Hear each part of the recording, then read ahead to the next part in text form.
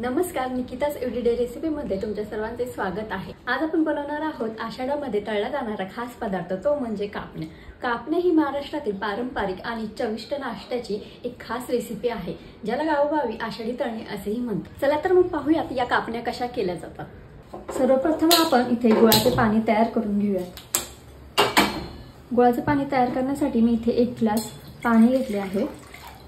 या 1 ग्लास पाणीमध्ये मी 1 वाटी गूळ घेतला।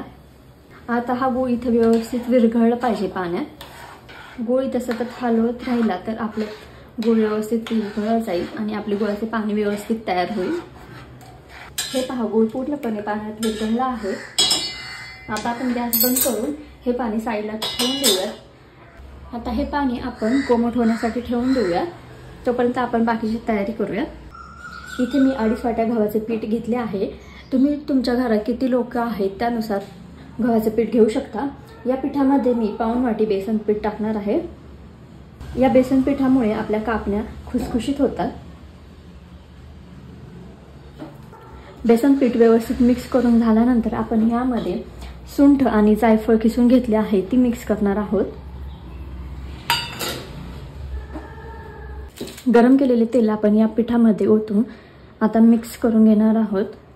हे तेल सर्व पिठाला व्यवस्थित लागले पाहिजेत, म्हणजे आपल्या कापण्या व्यवस्थित कुरकुरीत होतील। हे पहा, अशा पद्धतीने हे तेल सर्व पिठाला लावून घ्यायचे। यात आपण 1 चमचा मीठ टाकूयात। हे पहा, आपले गरम तेल सर्व पिठाला लागले आहे की नाही ते चेक करण्यासाठी एक मेथड आहे। पीठ घेऊन असं मोठीमध्ये घट्ट करायचं, नंतर सोडायचं। हे पहा, आपलं पीठ पडत नाही, याचा अर्थ गरम तेल सर्व पिठाला लागले आहे। आता आपण यामध्ये कोमट करायला ठेवलेले गुळाचे पाणी घेऊयात। आता हे पाणी आपण लागेल तसेच घेणार आहोत, कारण आपल्याला पीठ घट्ट मळायचं आहे। लागेल तसं हळूहळू ऍड करत राहायचं। हे पीठ आपल्याला व्यवस्थित घट्ट मळून घ्यायचं आहे, जसं आपण पुरी करण्यासाठी पीठ मळतो त्यापेक्षाही थोडंसं घट्ट। हे पहा, आपले पीठ घट्ट मळले गेले आहे। आता हे पीठ आपण 10 मिनिटं झाकून ठेवणार आहोत। आपले 10 मिनिटं होत आहे, तोपर्यंत आपण तेल गरम करायला ठेवूयात।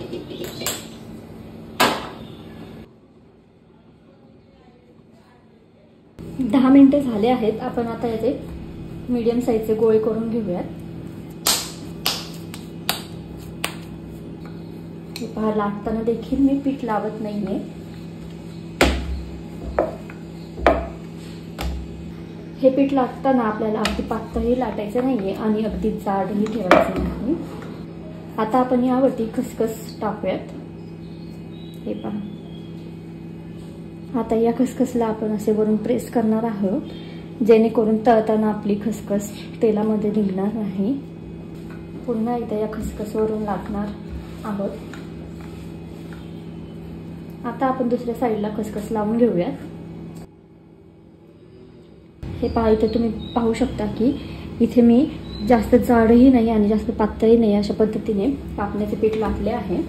आता या कापण्या आपण व्यवस्थित बारीक करून घेणार आहोत। याची साईज जास्त जाडही नाही आणि जास्त बारीकही नाही, अशा पद्धतीने कापायच्या आहेत। आता आपण यांना तिरक्या शेपमध्ये कापून घेणार आहोत।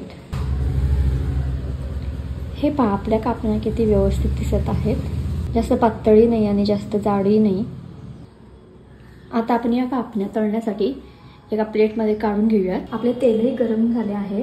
मी तेलाला जास्तही गरम केले नाही, जास्त तेल जर गरम असेल तर आपल्या कापण्या करपूही शकतात। आता या कापण्या मी लो फ्लेमवरतीच तळणार आहे, जेणेकरून याला मस्त असा ब्राउनिश कलर येईल। हे पहा, इथे तुम्ही बघू शकता आपल्या कापण्यांना ब्राऊन कलर येत आहेत आणि आपल्या कापण्याही फुगल्या आहेत। यांना अजून 2 मिनिटं तळून घेऊयात।